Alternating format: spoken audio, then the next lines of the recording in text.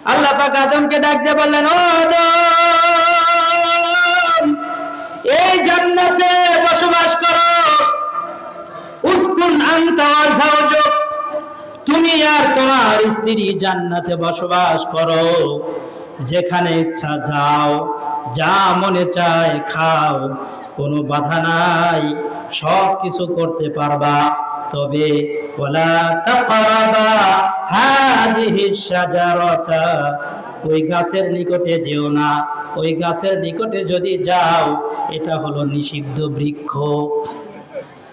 নিষিদ্ধ বৃক্ষের নিকটে যেও না। যদি সেখানে যাও, তাহলে ওই গাছের ফল যদি আস্বাদন করো, ফাতাকুনা মিনাজ জালিমিন, তাহলে জালিমদের অন্তর্ভুক্ত হয়ে যাইবা। কথা ছিল, কিন্তু এরপরে অহংকার আসেন। অহংকারটা কি জানেন? মারাত্মক অন্যায়। অহংকারটা হচ্ছে মারাত্মক অন্যায়। অহংকার আপনি কি দিয়ে করবেন? কোন আপনার কি আছে? আমার আপনার কিছুই নেই, কি দিয়ে অহংকার করবেন? আপনার দেহের ভিতরে যা আছে সব আল্লাহ তাআলার দান। অহংকার আল্লাহ পাক পছন্দই করেন না। আপনি আমি যে অহংকার করি, কি দিয়ে করবেন? আপনার আমার কি আছে? কিচ্ছু নাই। দেহের শক্তি, রক্ত, মাংস সব আরেকজনের দান। সম্পদ বলেন, দু চোখ বলেন, যে দুইটা চোখ দিয়া দুনিয়া দেখি, সব আল্লাহ তাআলার দান। তাহলে অহংকার করবো আমরা কি দিয়া? অহংকার করার কিছুই নাই। সমস্ত কিছু একমাত্র অহংকার করতে পারে একজন, তিনি হচ্ছেন আমাদের রব আল্লাহ তাআলা। আল্লাহ ছাড়া কেউ অহংকার করতে পারে না, কারণ আল্লাহ ছাড়া সবাই অন্যের কাছে মুখাপেক্ষী, কিন্তু আল্লাহ তাআলা কারো কাছে মুখাপেক্ষী নন। এই অহংকার যদি কেউ করে, আল্লাহ পাক তখন নারাজ হয়ে যান। অহংকার হচ্ছে আল্লাহ পাকের চাদর, আর কেউ যদি অহংকার করে, সেজন্য আল্লাহ পাকের চাদর নিয়ে টানাটানি করলো। কত বড় মারাত্মক অপরাধ! এই জন্য দুনিয়ার সব মানুষগুলো আল্লাহর দরবারে ফকির। কোটি কোটি বলেন, যারা কোটি কোটি টাকার মালিক, তারাও আল্লাহর দরবারে ফকির। আর যারা আপনার আমার কাছে ফকিরনি মনে হয়, তারাও ফকির। ইয়া আইয়ুহান নাসু আনতুমুল ফুকারা ওয়াল্লাহুল গনি, হে দুনিয়ার মানব সকল, তোমরা সবাই আল্লাহর দরবারে ফকির, আর আল্লাহ তাআলা হচ্ছেন ধনী। আল্লাহর দরবারে সবাই ফকির। পৃথিবীর সবচাইতে যিনি বিত্তশালী, তিনিও আল্লাহর দরবারে যেরকম ফকির। আমাদের যিনি ভিক্ষা করে খান, একেবারে ফকির নি, কিচ্ছু নাই, তিনিও যেরকম ফকির। শিল্পপতি, কোটিপতি, দুনিয়ার মালিক যিনি, একটা এশিয়া মহাদেশের মালিক যিনি, তিনিও আল্লাহর দরবারে সেই একই রকম ফকির। এজন্য কেউ দুনিয়াতে অহংকার করতে পারবে না। অহংকার মারাত্মক অপরাধ। এই এলেমের অহংকার, সম্পদের অহংকার, এগুলো একেবারেই করা যাবে না। আমরা একটু এলেম শিখতে পারলে মনে করে আমি সবচাইতে বেশি জানি, আমি বড় আলেম, আমি বড় মুফতি, আমি বড় মুহাদ্দিস। এগুলো হচ্ছে ইবলিসের স্বভাব। এগুলো আমাদেরকে বর্জন করতে হবে ভাই, এগুলো বর্জন করতে হবে। আমি বড় এটা বলা যাবে না, এটা ইবলিসের স্বভাব ছিল। কোরআনে কারিমে আল্লাহ পাক বলেন, সুম্মা কুল্না লিল মালাইকাতি ইসজুদু লিআদম ফাসাজাদু ইল্লা ইবলিস লাম ইয়াকুম মিনাস সাজিদিন। হযরত আদম আলাইহিস সালামকে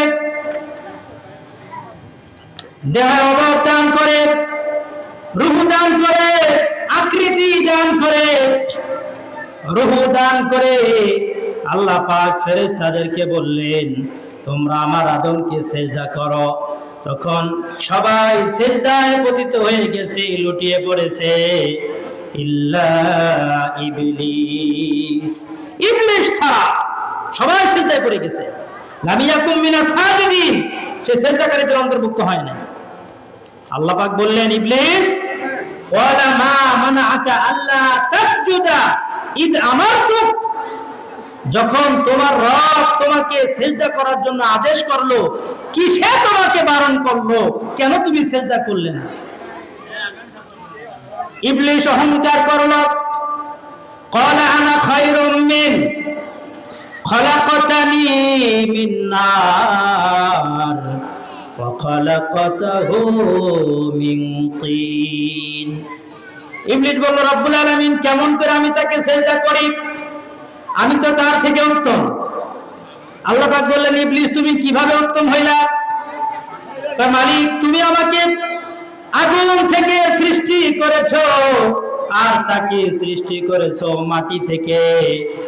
আগুনের ধর্ম হলো উপরের দিকে যাওয়া আর মাটির ধর্ম হলো নিচের দিকে যাওয়া। আমি তার থেকে উত্তম হইয়া আগুনের তৈরি জিন হইয়া কেমন করে মাটির তৈরি আদমকে সিজদা করি আমার সম্মানে লাগে। অহংকার ঢুকে গেছে ভিতরে। আল্লাহ পাক বলছেন, এই খবর, অহংকার ভিতরে তোমার ভিতরে ঢুকে গেছে, আর অহংকার লইয়া তো তুমি এখানে থাকতে পারবা না। কোরআন বলছে, ক্বালা ফাহাবিত মিনহা ফামা ইয়াকুনু লাকা আন তাতাকাব্বারা ফিহা ফাখরুজ ইন্নাকা মিনাস সাগিরিন। ইবলিস, তুমি এখান থেকে বের হয়ে যাও। আমার এখানে থেকে অহংকারী করবা, এটা হতে পারে না। আমার এখানে অহংকার নিয়ে থাকতে পারবা না। তুমি লাঞ্ছিতদের অন্তর্ভুক্ত হয়ে গেছো, হীনমন্যতার পরিচয় দিয়েছো। তুমি এখান থেকে বেরিয়ে যাও, এখানে থাকার কোনো তোমার অধিকার নাই। তবে তুমি শোনো, লামান তাবিআকা মিনহুম লাআমলাআন্না জাহান্নামা মিনকুম আজমাইন। যারা তোমার অনুসরণ করবে, তুমি এখান থেকে বের হয়ে যাও। যারা তোমার অনুসরণ করবে, আমি তাদেরকে সহ, তোমাকে সহ, তাদের সকলকে দিয়া জাহান্নামকে আমি পরিপূর্ণ করব। এখান থেকে বের হয়ে যা লাঞ্ছিত অবস্থায়। কিসের কারণে? অহংকারের কারণে। আর আদম আলাইহিস সালামকে আল্লাহ পাক বললেন, ওয়া আদামু উসকুন আনতা ওয়া যাওজুকাল জান্নাতা ফাকুলা মিন হাইসু শি'তুমা ওয়া লা তাকরাবা হাদিহিশ শাজারাতা ফাতাকুনা মিনাজ জালিমিন। আল্লাহ পাক আদমকে ডাক দিয়ে বললেন, ও আদম, এই জান্নাতে বসবাস করো। উসকুন আনতা ওয়া যাওজুক, তুমি আর তোমার স্ত্রী জান্নাতে বসবাস করো। যেখানে ইচ্ছা যাও, যা মনে চায় খাও, কোনো বাধা নাই, সব কিছু করতে পারবা। তবে ওয়ালা তাকরাবা হাদিহিশ শাজারাতা, ওই গাছের নিকটে যেও না। ওই গাছের নিকটে যদি যাও, এটা হলো নিষিদ্ধ বৃক্ষ। নিষিদ্ধ বৃক্ষের নিকটে যেও না। যদি সেখানে যাও, তাহলে ওই গাছের ফল যদি আস্বাদন করো, ফাতাকুনা মিনাজ জালিমিন, তাহলে জালিমদের অন্তর্ভুক্ত হয়ে যাইবা। আল্লাহ পাক আদমকে, তার স্ত্রীকে জান্নাতে থাকার ব্যবস্থা করে দিলেন, আর ইবলিসকে জান্নাত থেকে বের করে দিলেন। কিসের কারণে? অহংকারের কারণে। এই অহংকার তোমার ইলমের অহংকার। কিসের অহংকার করো? সৌন্দর্যের অহংকার। এগুলো সাদা পাতা কিছু না আল্লাহ তাআলার দরবারে। মুসা আলাইহিস সালাম একবার একটি ভাষণে বলেছিলেন, তাকে জিজ্ঞাসা করা হয়েছিল জনসমুদ্রে যে, পয়গম্বর মুসা, আপনি বলুন তো এখানে সবচেয়ে বেশি জ্ঞানী কে? মুসা আলাইহিস সালাম বলছেন, কেন আমি তোমাদের থেকে বেশি জ্ঞানী? কেন না, আমি তোমাদের নবী, তোমরা আমার উম্মত, তোমাদের থেকে আমি বেশি জানি। আমার কাছে আল্লাহর ওহী নাযিল হয়, বাস্তবিক সত্য। কিন্তু আমি বেশি জ্ঞানী, এই কথাটা আল্লাহ পাক পছন্দ করেন নাই। তিনি মুসাকে বললেন, পয়গম্বর মুসা, তোমার থেকে বেশি জানে আমার একজন বান্দা আছে। মুসা আলাইহিস সালাম নত শিরে বললেন, আল্লাহ, যদি আমার থেকে কেউ বেশি জানে, তাহলে তার কাছে তো আমাকে ইলম শিখতে যেতে হবে। আপনি তার ঠিকানা আমাকে দেন। আল্লাহ পাক বললেন, দুই সমুদ্রের সঙ্গম স্থলে আমার সেই বান্দার সাক্ষাৎ তুমি পাইবা। দেখেন, অহংকার এমন একটা মারাত্মক অপরাধ, এটা আল্লাহ পাক পছন্দ করে না। সম্পদের অহংকার করে কারণ কি হয়েছিল? বিধ্বস্ত হয়েছিল। মাটির ভিতরে আল্লাহ পাক তাকে গেড়ে দিয়েছেন। সৌন্দর্যের অহংকার, সম্পদের অহংকার, এলাকার অহংকার, রূপের অহংকার।